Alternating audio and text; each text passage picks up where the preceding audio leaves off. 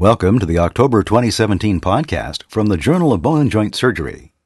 This month, our podcast features abstracts of 4 scientific articles published in the October issues of the journal, as well as commentaries by Dr. David W. Pauly, Jr. on the article entitled Global Alignment and Proportion Gap Score, Development and Validation of a New Method of Analyzing Spinopelvic Alignment to Predict Mechanical Complications After Adult Spinal Deformity Surgery, and Dr. Harry A. McKillop on the article entitled Highly Cross-Linked Polyethylene Reduces Wear and Revision Rates in Total Hip Arthroplasty, a 10-year double-blinded randomized controlled trial. Be sure to check out this month's Current Concepts Review article, Revision Anterior Cruciate Ligament Reconstruction by Matthew Krayalter and colleagues. The authors point out that technical errors such as non-anatomical tunnel placement are some of the most common causes of graft failure after primary anterior cruciate ligament reconstruction, ACLR. When considering a revision ACLR in a patient with ACL graft failure, it is crucial to perform preoperative imaging, which should include an initial radiographic series, magnetic resonance imaging, and possibly computed tomography for further assessment of tunnel locations. The authors highlight the current literature on the epidemiology, appropriate preoperative planning, intraoperative findings, and strategies and clinical outcomes of revision ACLR. In this issue, JBJS.org presents a new image quiz. An 18-year-old woman with enlarging mass on the hand. Be sure to visit us online to access these features, as well as the full text of the scientific articles you are about to discover in the following podcast. Next, you'll hear the first abstract of 4 that are being presented in this podcast. This abstract is from the article entitled Global Alignment and Proportion Gap Score, Development and Validation of a New Method of Analyzing Spinopelvic Alignment to Predict Mechanical Complications After Adult Spinal Deformity Surgery by Dr. Kalgar Yegor and Associates. Investigation performed at the Department of Orthopaedics and Traumatology, Acıbadem University, Istanbul, Turkey. The restoration of normal sagittal alignment is a critical goal in adult spinal deformity surgery to achieve favorable outcomes and prevent mechanical complications. Schwab's sagittal modifiers have been accepted as targets for appropriate alignment, but addressing these targets does not always prevent high mechanical complications or revision rates. This may be because the linear absolute numerical parameters do not cover the whole pelvic incidence spectrum, and the distribution of lordosis, pelvic anteversion, and negative malalignment are not considered as potential causes of failure. The aim of the present study was to develop and validate a score based on pelvic incidence-based proportional parameters to better predict mechanical complications. 222 patients followed for 2 years or more after posterior fusion at 4 levels or higher were included in the study. The mean age and standard deviation was 52.2 plus or minus 19.3 years, and the mean duration of follow-up was 28.8 plus or minus 8.2 months. The Global Alignment and Proportion Gap Score was developed and validated in groups of patients randomly assigned to derivation and validation cohorts. Gap score parameters were relative pelvic version, the measured minus the ideal sacral slope, relative lumbar lordosis, the measured minus the ideal lumbar lordosis, lordosis distribution index, the L4-S1 lordosis divided by the L1-S1 lordosis multiplied by 100, relative spinopelvic alignment, the measured minus the ideal global tilt, and an age factor. Proximal and distal junctional kyphosis and or failure, rod breakage, and other implant-related complications were considered mechanical complications. The predictive accuracy of the gap score was analyzed using receiver operating characteristic analyses. Associations between gap categories and mechanical complications and revisions were analyzed using Cochrane-Armitage tests. In the validation cohort, 32 patients experienced mechanical complications, and 17 underwent mechanical revision. The area under curve for the gap score predicting mechanical complications was 0.92. Postoperatively, patients with a proportioned spinopelvic state, according to the gap score, had a mechanical complication rate of 6%, while those with a moderately or severely disproportioned spinopelvic state had rates of 47% and 95% respectively. Conclusions. The gap score is a new pelvic incidence-based proportional method of analyzing the sagittal plane that predicts mechanical complications in patients undergoing surgery for adult spinal deformity. Setting surgical goals, according to the gap score, may decrease the prevalence of mechanical complications. Next, you'll hear a commentary by Dr. David W. Pauly, Jr. on the article entitled Global Alignment and Proportion Gap Score, Development and Validation of a New Method of Analyzing Spinopelvic Alignment to Predict Mechanical Complications After Adult Spinal Deformity Surgery. This is Dr. David Pauly, providing commentary for the October 2017 Journal of Bone and Joint Surgery podcast.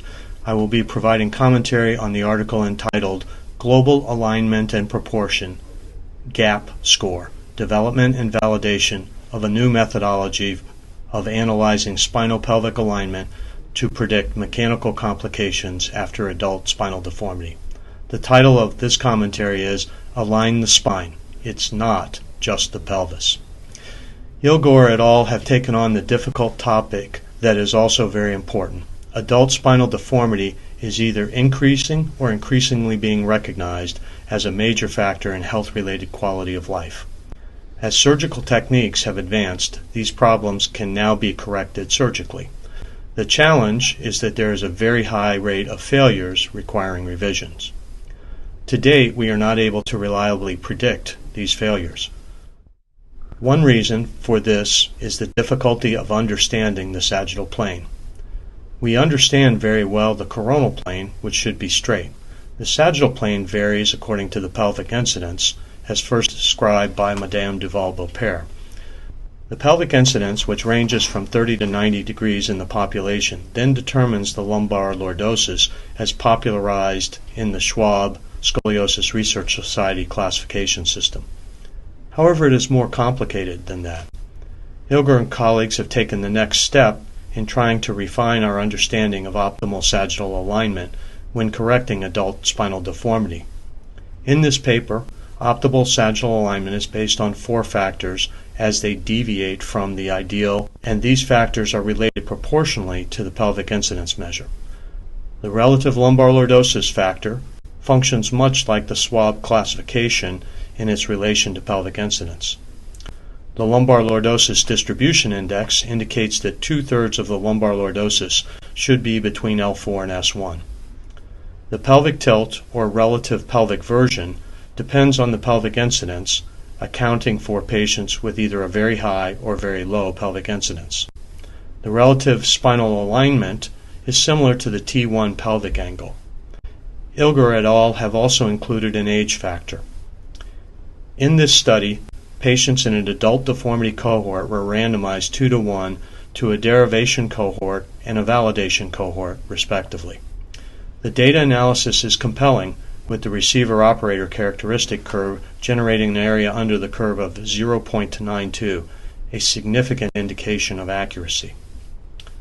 This study does have a number of acknowledged limitations, including the unknown effects of factors such as bone density, sarcopenia, neurologic disorders affecting balance such as Parkinson's disease, and surgeon factors. While the proposed approach for predicting mechanical complications in patients undergoing surgery for adult spinal deformity is not perfect, and it will require validation by others, and certainly will be modified going forward, I believe that it is a very good next step in our journey of trying to understand appropriate targets for correction of adult spinal deformity. Next, you'll hear the second abstract of 4 that are being presented in this podcast. This abstract is from the article entitled T-Score Discordance of Bone Mineral Density in Patients with Atypical Femoral Fracture by Dr. Kyung-Jae Lee and Associates. Investigation performed at the Kaimyong University, Dongsang Medical Center, Daegu, South Korea. Although atypical femoral fracture, AFF, occurs more frequently in patients taking bisphosphonates, and longer treatment is associated with higher risk, the causal relationship between AFF and bisphosphonates has not been established. Most patients with AFF have osteoporosis that is being treated with bisphosphonates, but the authors are not aware of any reports regarding the areal bone mineral density and discordance between the T-scores of the femur and spine in such patients. The authors investigated the prevalence of areal bone mineral density discordance and the characteristics of patients with AFF. Medical records for 63 consecutive patients treated for AFF were retrospectively evaluated, and 48 patients, all female, were eligible for the study. The average age at the time of fracture was 73.0 years. The average duration of bisphosphonate use was 68.5 months, and the average presumed age at bisphosphonate initiation was 67.2 years. The authors evaluated the prevalence of discordance, defined as a difference between the T-score categories of the femur and spine in the same individual, as well as demographic differences between the discordance and concordance groups. The authors also compared the prevalence of discordance in patients with AFF, with that in 114 female patients with intertrochanteric femoral fracture. T-score concordance, minor discordance, and major discordance were seen in 14, 32, and 2 of the patients with AFF respectively. The prevalence of discordance was significantly higher in those with AFF than in those with intertrochanteric femoral fracture. The average age at bisphosphonate initiation in the AFF group was lower in the discordance group than in the concordance group. Conclusions. The prevalence of T-score discordance between the hip and lumbar spine was relatively high in patients with AFF, and the presumed age at the initiation of bisphosphonate therapy was younger in patients with discordant T-scores in this study. Next, you'll hear the third abstract of 4 that are being presented in this podcast. This abstract is from the article entitled Highly Cross-Linked Polyethylene Reduces Wear and Revision Rates in Total Hip Arthroplasty, a 10-year double-blinded randomized controlled trial by Dr. Peter A. Devane and Associates. Investigation performed at Wellington Hospital, Wellington, New Zealand. Highly cross-linked polyethylene, XLPE, was developed to address the problem of wear and osteolysis associated with metal on conventional ultra-high molecular weight polyethylene, UHM-WPE, bearing surfaces. The purpose of this study was to compare in vivo wear rates and clinical and radiographic outcomes between XLPE and UHM-WPE in a prospective double-blinded randomized controlled trial with a minimum of 10 years of follow-up. The authors randomized 122 patients to receive either a conventional UHM-WPE liner or an XLPE liner. 91 patients were assessed clinically and radiographically at a minimum of 10 years. Oxford Hip scores and short-form 12 health survey scores were collected. The radiographs were analyzed for osteolysis and for 2-dimensional, 3-dimensional, and volumetric wear using validated software. All 122 patients were accounted for at the 10-year follow-up evaluation. 12 patients had undergone revision surgery, 21 patients had died, one of whom had previously undergone revision surgery, and 2 patients were unable to return for follow-up, leaving 91 patients available for clinical and radiographic evaluation. At a minimum of 10 years, 3-dimensional wear rates were significantly lower in the XLPE group than in the conventional UHM-WPE group. The prevalence of osteolysis was also significantly lower in the XLPE group, as was the revision rate, with 10 of the 12 revisions being in the Enduron group. There was no significant difference between the clinical scores of the 2 groups. Conclusions. XLPE liners have significantly reduced wear and are associated with a greater implant survival rate at 10 years compared with conventional UHM-WPE liners. Next, you'll hear a commentary by Dr. Harry A. McKellop on the article entitled Highly Cross-Linked Polyethylene Reduces Wear and Revision Rates in Total Hip Arthroplasty, a 10-year double-blinded randomized controlled trial. This is Dr. Harry A. McKellop providing commentary for the October 2017 JBJS podcast. I'll be providing commentary on the article entitled Highly Cross-Linked Polyethylene Reduces Wear and Revision Rates in Total Hip Arthroplasty, a 10-year double-blinded randomized clinical trial.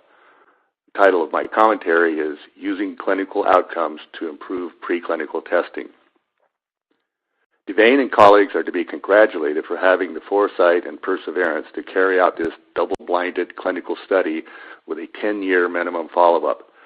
The excellent clinical performance of the several types of cross-linked remelted polyethylenes that were introduced in 1998, as demonstrated in this study and earlier reports, should prove reassuring to the millions of patients who have received hip replacements using these materials.